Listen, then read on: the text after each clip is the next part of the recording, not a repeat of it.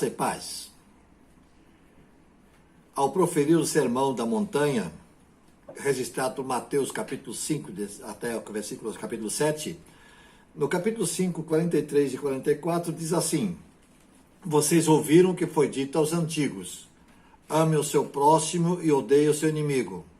Eu lhes digo, amem os seus inimigos e orem por aqueles que os perseguem.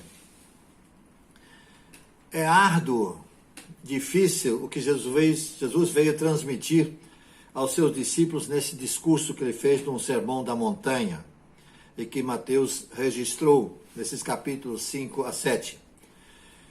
Então, esse é o nosso texto conectados com a palavra dessa oportunidade. Isso porque Jesus mostrou aos ouvintes e por tabela todos nós, diz ele, devemos amar os inimigos.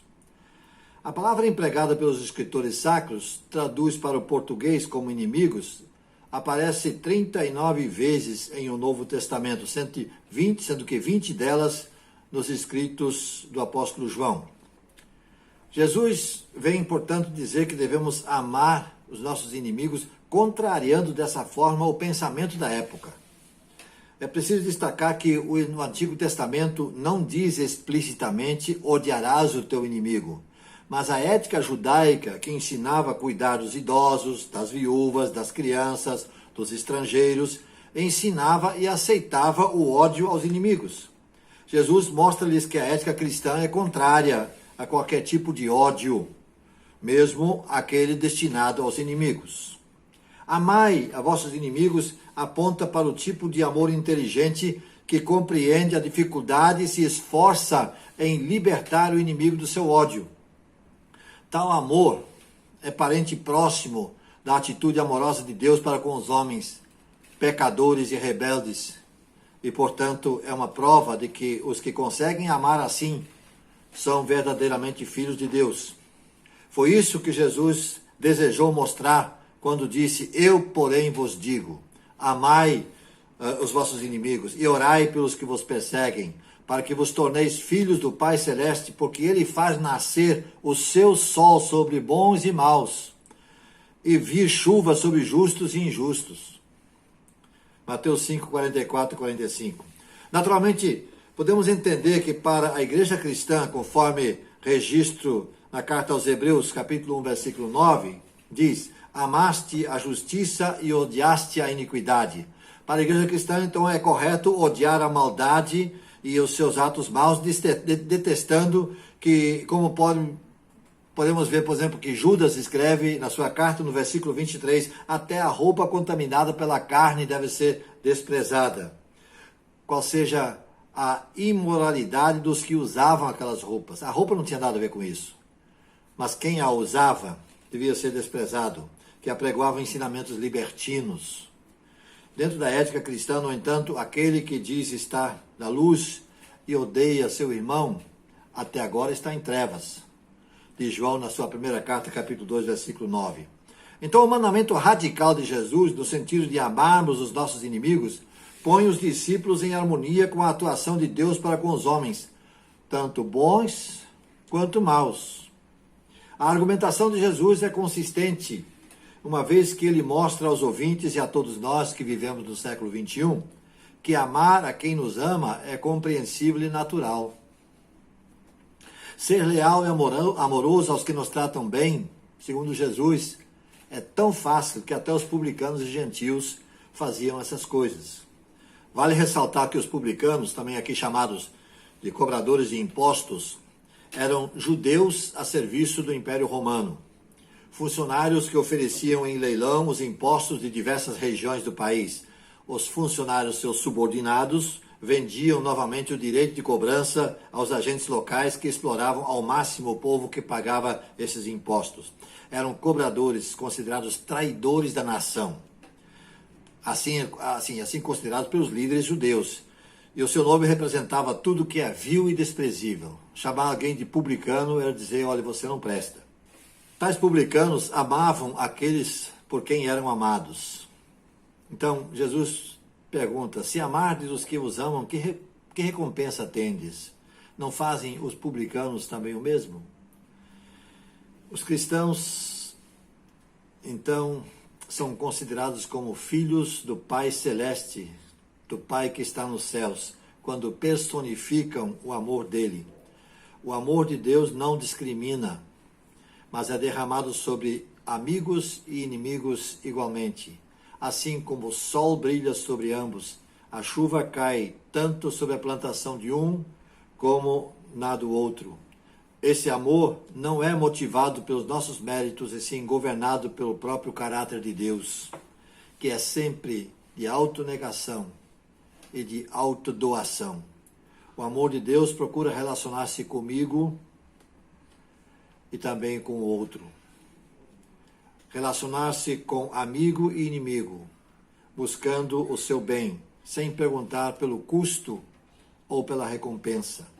Jesus, ao destacar essa orientação, surge com uma frase que tem sido responsável pela errônea doutrina do perfeccionismo, qual seja, portanto, sede perfeitos como perfeito é o vosso Pai Celeste. Sabemos que ser humano algum poderá ser perfeito como Deus o é. E o próprio Jesus assim ensinou muito bem ao dizer que, quando tivermos feito tudo o que for possível, ainda seremos considerados servos inúteis por havermos feito somente o nosso dever. Só fizemos o que nos foi solicitado. Não mostramos nenhuma proatividade. Lucas 17:10 registra isso. Permito-me trazer aqui um fato histórico. Corrie ten Boom, ou Tia Corrie, como é conhecida, nasceu em 1892 em Amsterdã, na Holanda. Faleceu em 1983 nos Estados Unidos. O livro O Refúgio Secreto traz sua autobiografia. Ela escondeu muitos judeus, salvando-os das garras do nazismo. Foi presa. Sofreu barbaramente no campo de concentração nazista durante a Segunda Guerra Mundial. Sua irmã, enfraquecida pela doença, passando fome e frio, foi espancada até a morte por um algoz oficial nazista.